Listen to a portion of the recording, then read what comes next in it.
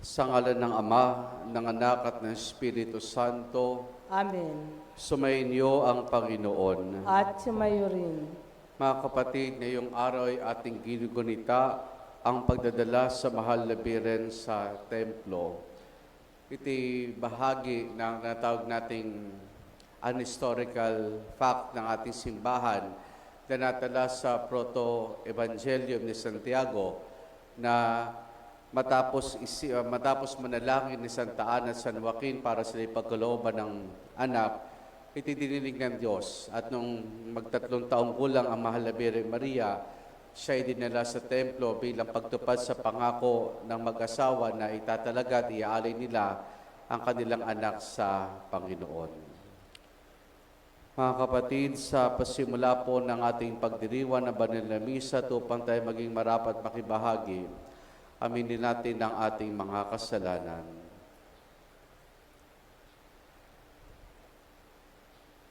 Inaamin ko sa makapangyarihang Diyos at sa inyo mga kapatid, dalawa akong nagkasala sa isip, sa salita at sa gawa at sa aking pagkukulang.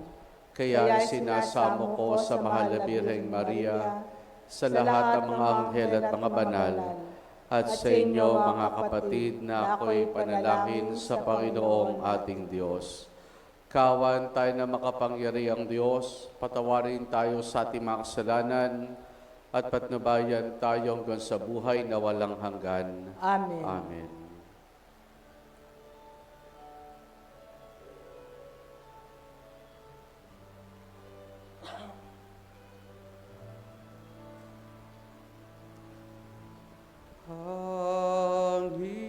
Panginoon, kawan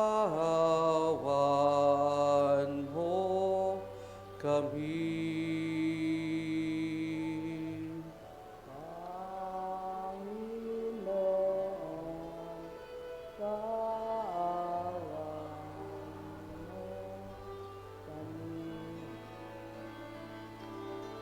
Kristo, kawan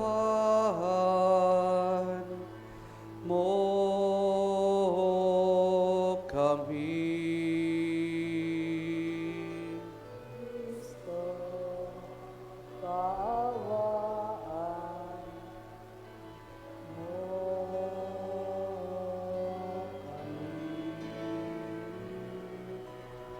Panginoon, kawan mo kami.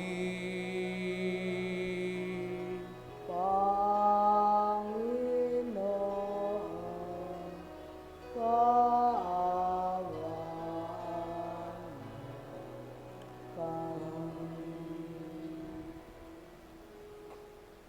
Manalangin tayo. Ama naming makapangyarihan, kaming gumugnita sa mahal na Birheng Maria ay humihiling na iyong pagbigyan pakundangan sa kanyang pagdalangin upang kami pagindapating tumanggap mula sa abot-abot na kaloob mo sa pamamagitan ni Jesus kasama ng Espiritu Santo magpa sa walang hanggan. Amen. Amen.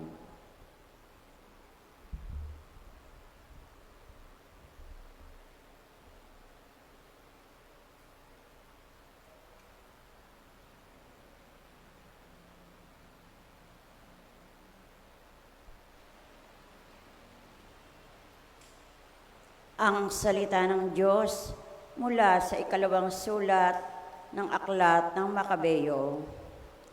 Noong mga araw na iyon, may isang matanda at iginagalang na guro ng kautusan, siya si Eliezer. Nakatuwaan niyang siya ipakanin ng baboy, kaya't pinilit niyang magbuka ng bibig. Sa pag-iwas niyang makapitan ng kasamaan, pinili na niya ang mamatay na marangal. Kaya't ang pagkaing pilit na isinubo ay kanyang iniluwa pagkatapos. Siya na ang kusang lumapit sa inihandang pagpaparusahan sa kanya. Ipinakita niya na dapat maglakas loob ang sinuman na tumangging kumain ng pagkaing labag sa kautusan at ito'y mga hulugan ng kanyang kamatayan. Ang mga napag-utusang magbigay kay Eliezer ng pagkaing labag sa kautusan ay dati na niyang mga kakilala. Kaya't dahil sa pagmamalasakit nila kay Eliezer, kinausap nila siya ng lihim. Pinapaghanda niya sila ng karneng hindi ipinagbabawal at ipinayo na magkunwari siya ang karneng baboy na ibibigay sa kanya ang kakainin niya. Ngunit ang totoo, ang dali niya ang kanyang kakanin. Sa paraang ito, maliligtas siya sa kamatayan. Subalit, ang kagandahang loob na ito ay magalang niyang tinanggihan. Buo na ang kanyang pasiya, matanda na siya at maputi na ang kanyang buhok.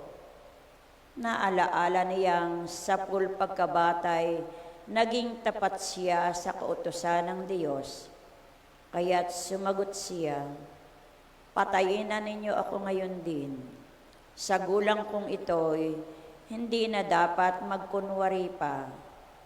Ano na lang ang sasabihin ng mga kabataan kung hindi ako mananatiling tapat? Hindi ba sasabihin nila na kung kailan ko inabot ang 90 taon, ay saka ko pa tatalikdan ang aking relihiyon?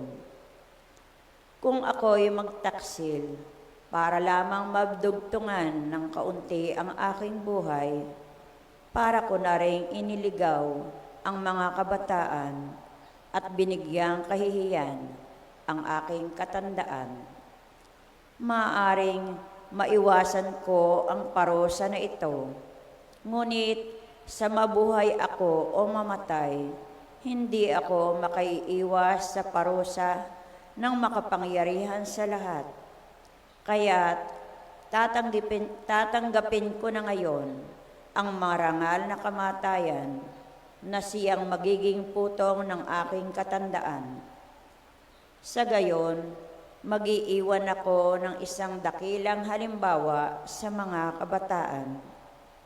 Ang marangal at buong pusong paghahandog ng buhay alang-alang sa banal na utos ng Diyos." Matapos niyang sabihin ito, lumapit agad siya sa inihandang pagpapatayan sa kanya. Ang mga kaibigang nagmalasakit sa kanya ay nainis na rin. Para sa kanila'y kaululan lamang ang mga sinabi niya. Kaya't ginulpi niya siya hanggang sa mamatay. Ngunit bago malagutan ng hininga, sinabi ni Eliezer, "Ang Panginoon ang nakababatid ng lahat.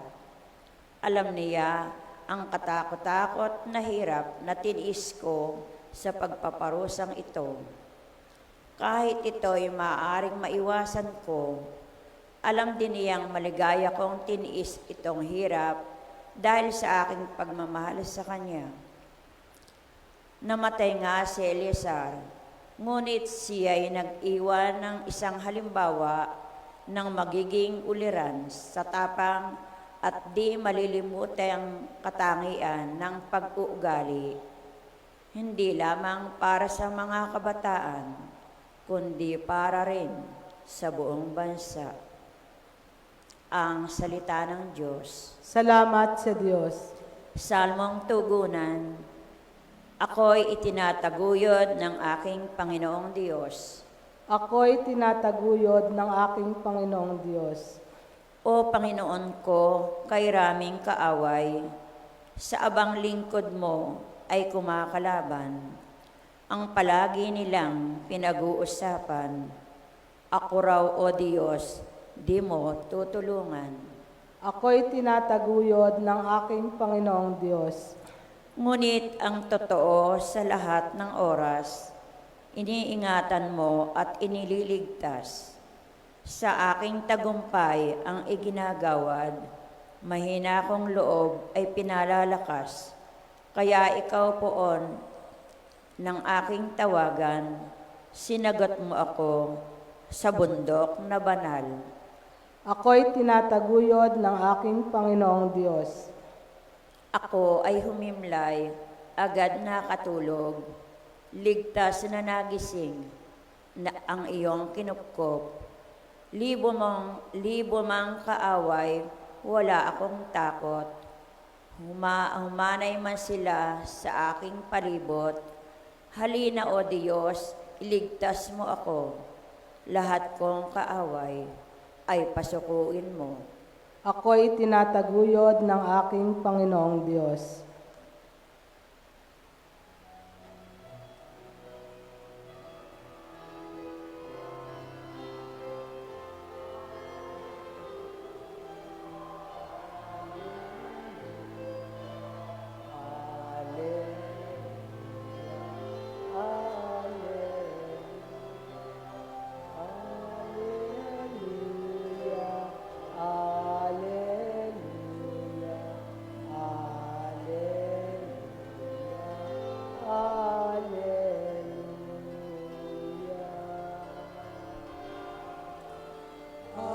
Hallelujah.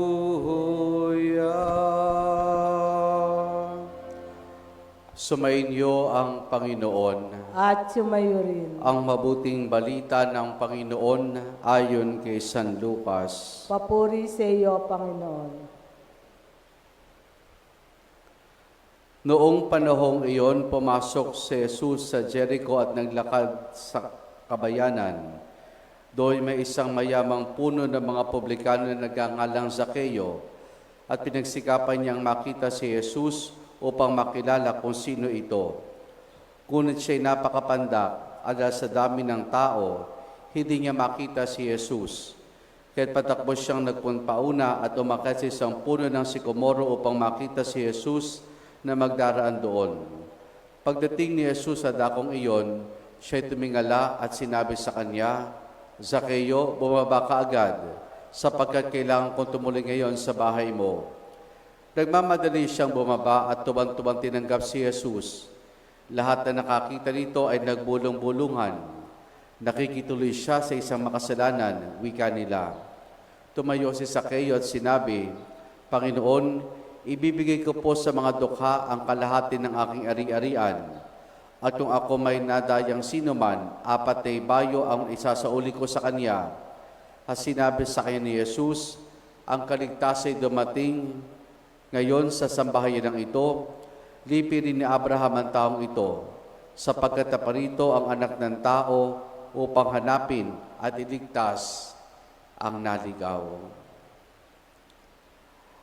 Ang mabuting balita ng Panginoon. Pinupuri ka namin, Panginoong Jesucristo. Magandang umaga po sa inyong lahat. Ikaw ba'y matandang walang pinagkatandaan o matandang may pinagkatandaan? Minsan nadidinig natin yan sa katatanda rin, minsan sa mga bata. Mamitang sang ito, parang matandang walang pinagkatandaan. Mga kapatid, maganda po ipinapayag sa atin sa ating unang pagbasa mula po sa ikalawang aklat ng Makabeo. Iti tungkol kay isang Hudyo na nagngangalang Eleazar. Siya napakatanda na. Kung matatanda natin kahapon ay binago ni Haring Alipio ang mga batas na nakipagkasundo na sa mga Hentil. Yung relihiyon ay unti-unti na niyang inalis. At ngayon, bahagi ng tradisyon, kautusan ng mga Hudyo ay hindi pagkain ng karning baboy. Yun ay pinagbabawal po sa kanila. Kaya nitong si Eleazar, yung mga kababayan niya, ay pilit siyang pinakakain ng karning baboy. pero ayaw niya. Noong una, naisubo sa kanya, pero iniluwa niya. Dahil dito, hahatulan siya ng kamatayan. Kaya yung ilang mga kababayan niya, marahil kaibigan niya ata ito, ay sinabi sa kanya at pinungkahin na magdala ka ng pagkain, ng sarili mong pagkain. At kapag pinakain ito, pagka pinakain ka ng hari ng karning baboy, iyan yung kainin mo. Kumbaga, pero andun parati yung sense of deception. Lokohin mo sila na kunwari ang kinakain mo ay karning baboy, pero ang kinakain mo talaga ay yung dala mong pagkain. Pag ginawa ito ni Eleazar, maliligtas siya. Hindi siya mahatulan ng kamatayan. Pero para kay Eleazar, mas nanaisip pa niyang mamatay ng tapat kesa madagdagan pa ang kanyang buhay. Matanda na siya. Hindi niya alam kung hanggang kailan pa siya mabubuhay na may dala-dala siyang alam niyang kasalanan laban sa Diyos. At dito inisip din niya na hindi siya magpapakita at magbibigay ng magandang halimbawa, lalo tigis sa ibang tao, lalo tigis sa mga kabataan, lalo tigit sa mga Hudyo na nagsusumikap na maging tapat sa kautusan, bagamat alam nila na napakahirap na ng pagkakataong yaon. Dahil nga, ando na yung pag-uusig na naranasan sa mamumuhay ayon sa kautusan, na mamumuhay ayon sa sinasabi ng kanilang reliyon na Judaismo. Mas pipiliin niyang manatiling matapat at mamatay kesa lokohin. Hindi ang kanyang sarili, kundi mga tao sa kanyang paligid, tapos ay mabubuhay siya. Siya isang magandang halimbawa ng matandang may pinagkatandaan. May pinagkatandaan sapagkat alam niya kung ano ang dapat gawin, alam niya kung ano yung nararapat at mabuting gawin upang magsilbing halimbawa para sa kanyang kapwa Hudyo. Palalabasin na kumain siya pero hindi naman. Ito hindi lang po tungkol sa mga matatanda na masabihin natin na ikay matandang walang pinagkatandaan o matandang may pinagkatandaan. Ito yung pinakita ni Eleazar ay isang magandang halimbawa para sa bawat isa sa atin na baka tayo mga Kristiyano na hindi naman nagiging Kristiyano. Kumbaga, sa papel, sa certificate ng binyag, Katoliko tayo, pero kamusta naman kaya ang pamamaraan ng ating pamumuhay? Maring kilala tayo bilang naglilingkod sa simbahan, pero kamusta naman ang pagkitungo natin sa ating kapwa-tao?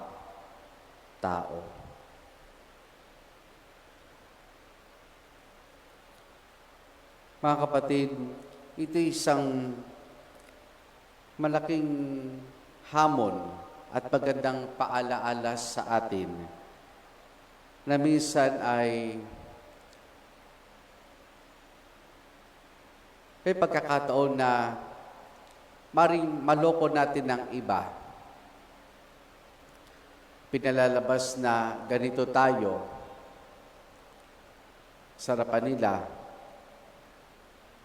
pero baka hindi naman totoo.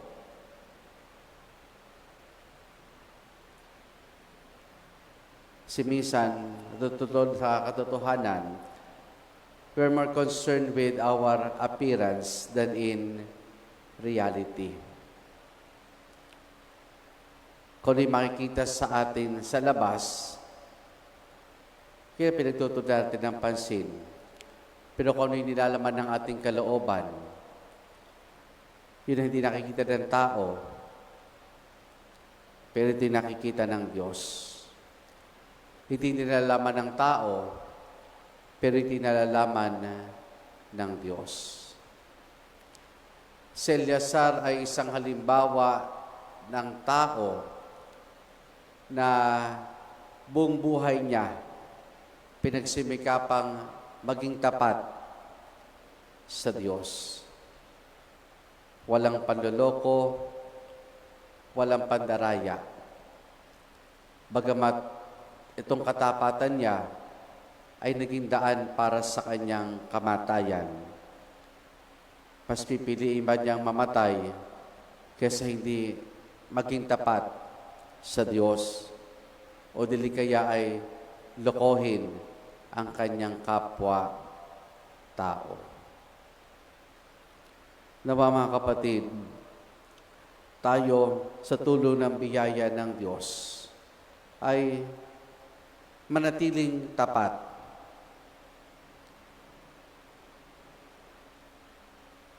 Tapat hindi lang sa salita, tapat sa pamamaraan nating pamumuhay bilang mga Kristiyano. Amen.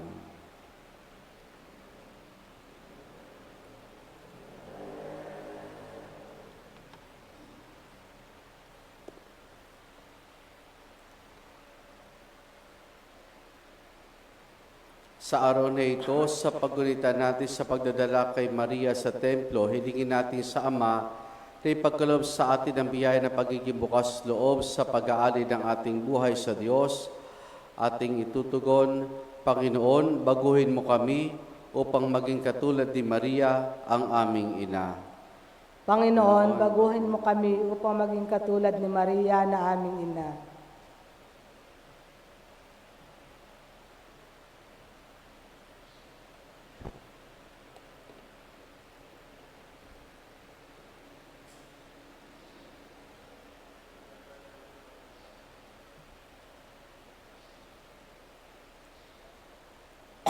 Ang paglilingkod ng mga lalaki at babae naway ialay ng simbahan bilang karapat-dapat na handog sa Diyos. Manalangin tayo sa Panginoon. Panginoon, baguhin mo kami upang maging karapat-dapat na katulad ng iyong ina. Ang lahat ng sumasampalataya kay Kristo, naway dinggin ang tinig ng Diyos na nanawagan sa lahat upang maging banal.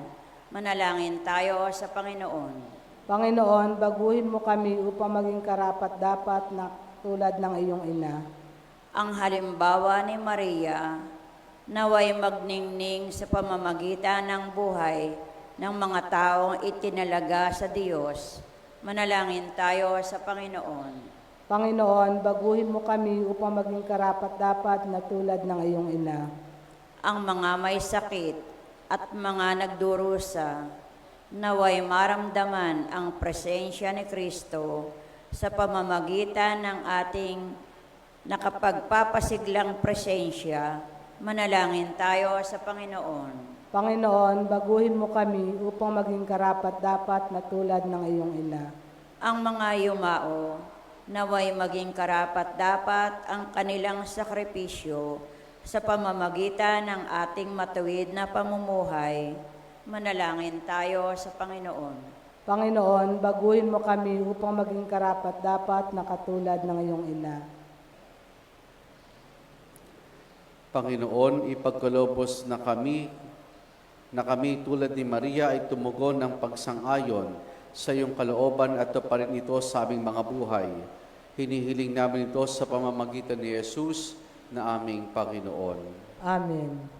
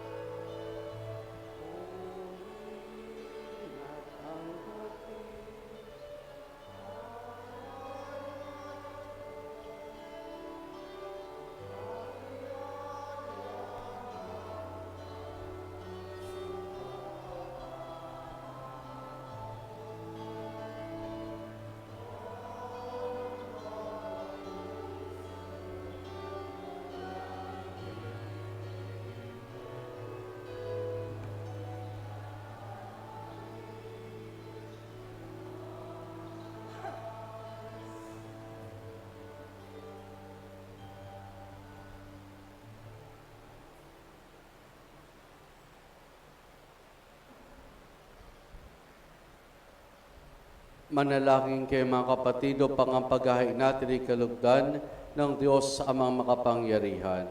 Tanggapin nawa ng Panginoon itong paghahain sa iyong mga kamay, sa kapurihan niya at karangalan sa ating kapakinabangan at sa buong sambayanan niyang banal. Ama naming lumikha, sa pagitan namin sa mahal na Birhen, hinihiling namin ang aming paghahain ay lakipan mo ng kapupunan upang kami maging handog na ikinalulugod mo kailanman sa pamamagitan ni Jesus kasama ng Espiritu Santo magpasawalang hanggan. Amen. Sumainyo ang Panginoon. At sumayo rin. Taas sa Diyos sa inyong puso at diwa. Tinaas na namin sa Panginoon. Pasalamatan natin ang Panginoong ating Diyos. Marapat na siya ay pasalamatan. Ama naming makapangyarihan, tunay nga marapat na ikaw ay aming pasalamatan. Ngayon aming ginugunita ang pagdadala sa mahal na Birhen sa templo. Bukod mong pinagpalang maging sa babaeng lahat, ang mahal na Birheng totoong mapalad, na iyong piniling maging ina ng iyong anak noong sugo mo siya bilang aming Mesiyas. Sa kapangyarihan ng Espiritong Banal, ang Birheng Maria naging inang tunay ng iyong anak na kanya isinilang bilang liwanag dito sa sanlibutan. Kaya kaisa ng mga anghel, nagsisiawit ng papuri sa nang walang humpay sa kalangitan, kami nagbubunyi sa iyong kadakilaan.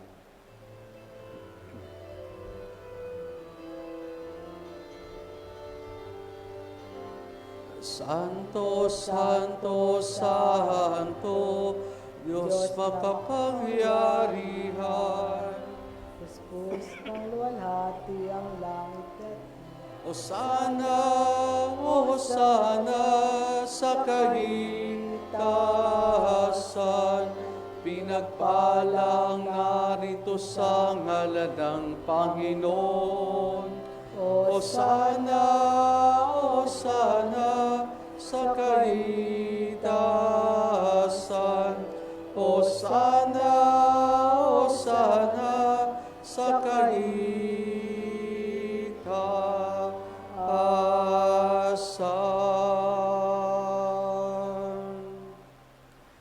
Ama naming banal, ikaw ang bukal ng tanang kabanalan. Kaya sa pamamagitan ng iyong Espiritu, gawin mong banal ang mga kaloob na ito upang para sa amin, maging katawan at dugo ng aming Panginoong Hesukristo. Bago niya pinagtiis ang kusang loob na maging handog, hinawakan niya ang tinapay, pinasalamatan kaniya, pinaghati-hati na yon. Iniabot sa kanya malagad at sinabi, tanggapin ninyo lahat ito at kanin itong aking katawan na ihahandog para sa inyo.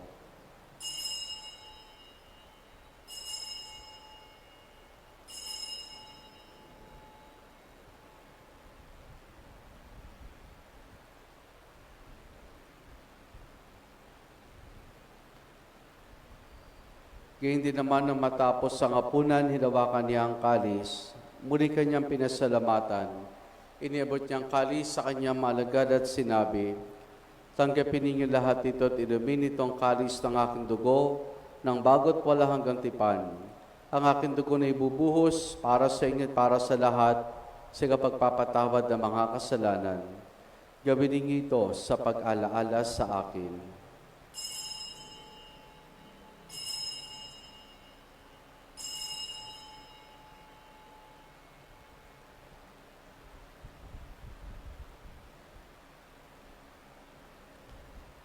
Ang misteryo ng ating pananampalataya.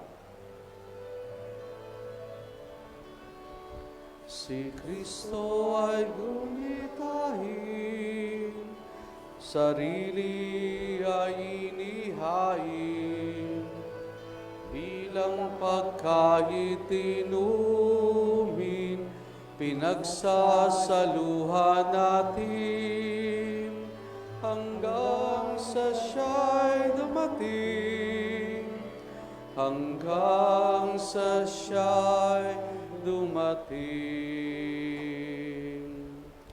Ama, ginagawa namin ngayon ang pag-alaala sa pagkamatay at muling pagkabuhay niyo anak, kaya tinialay namin sa iyong tinapay na nagbibigay buhay at ang kalis sa kakaloob ng kaligtasan. Kami nagpapasalamat dahil kami minarapat at tumayo sa harap mo para maglingkod sa iyo. isinasamo namin kaming magsasalo-salo sa katawan at dugo ni Kristo ay mabuklod sa pagkakaisa sa pamamagitan ng Espiritu Santo. Ama, lingapin mo ang simbahan laganap sa buong daigdig. Puspusin mo kami sa pag-ibig kaya sa ni Francisco naming Papa at ni Dennis aming Obispo at ng Tanang Kaparian. Alalahanin mo rin mga kapatid naming nahimlay na may pag-asang sila'y muling mabubuhay, gayon din na lahat ng mga pamana at mga kaluluwa sa purgatorio. Kaawan mo sa patuloyin sa iyong kaliwanagan. Kaawan mo at pagindapati kaming lahat na makasalo sa iyong buhay na walang wakas. Kaysa ng mahal na Birheng Maria na Ina ng Diyos, ang kanyang kabiyak ng puso si San Jose, kaysa ng mga apostol ni San Juan Bautista at ang lahat ng mga banal, kana mo'y dito sa daigdig ng kalugod-lugod sa iyo, may pagdiwanawa namin ang pagpupuri sa kararangal mo sa pamamagitan ng iyong anak na aming Panginoong Heso Kristo. Sa pamamagitan ni Kristo, kasama niya at sa Kanya, ang lahat ng parangal papuri sa iyo, Diyos amang makapangyarihan, kasama ng Espiritu Santo, magpa sa walang hanggan.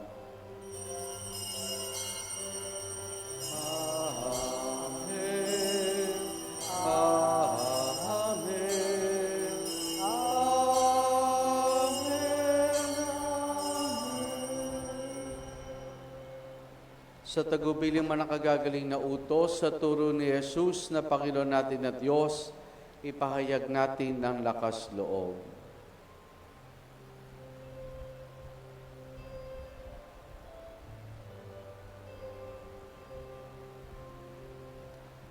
Ama namin, sumasalangit ka, sambahin ang ngalan mo,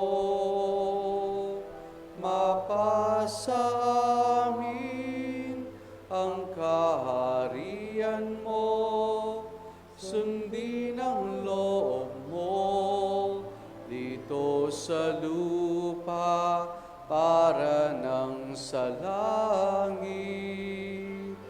Bigyan mo kami ngayon ng aming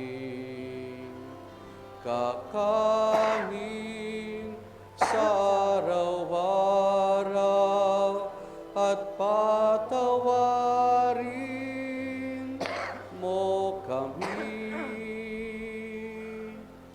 sa aming mga sala para ng pagpapatawad namin sa nagkakasala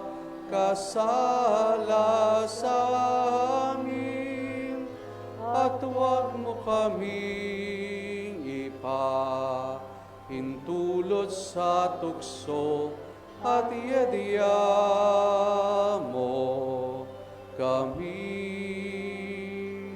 sa lahat ng masama.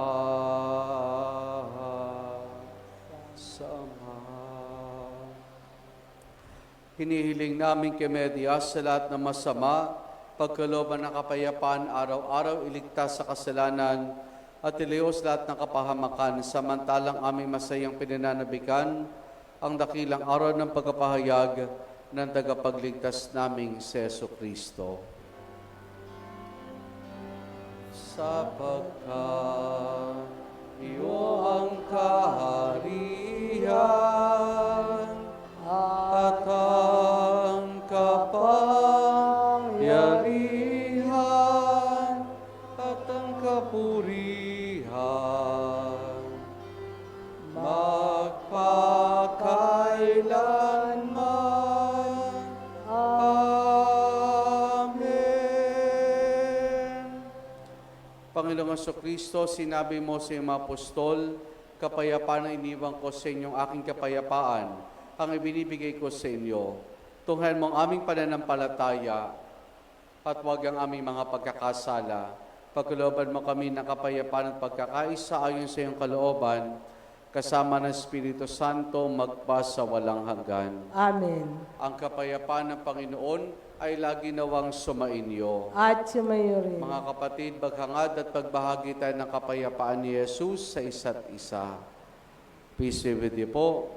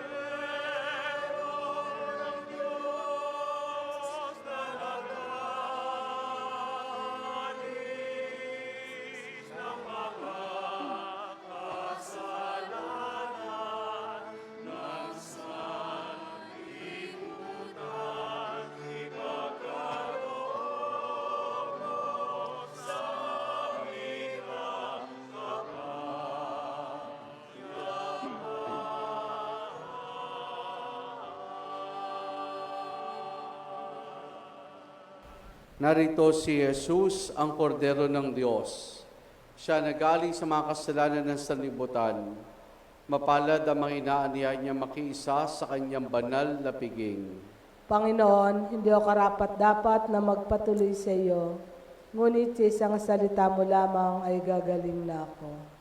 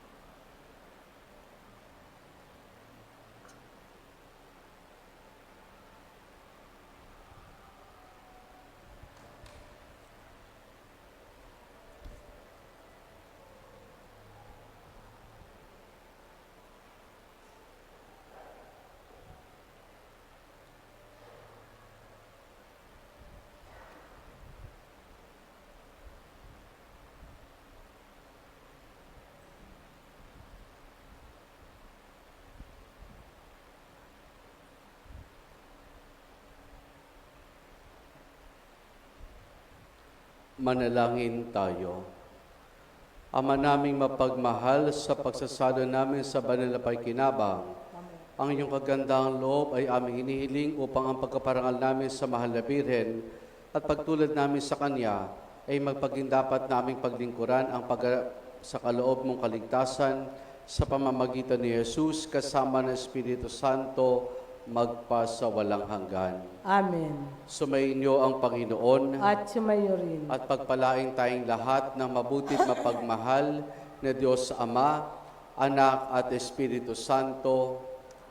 Naialay na natin ang pagdiriwan ng banal na misa, humahit tayo at patuloy na maging tapat na mga Kristiyano. Salamat sa Diyos. Purihin po natin ang ating Panginoon.